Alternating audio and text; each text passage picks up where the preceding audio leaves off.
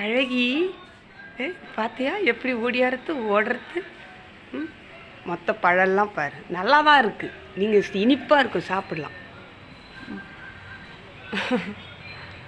ஏய் சீமாட்டியா சீமானா நீ வச்சு வேக வேகமாக சாப்பிட்றத பாருங்களேன் மக்களே.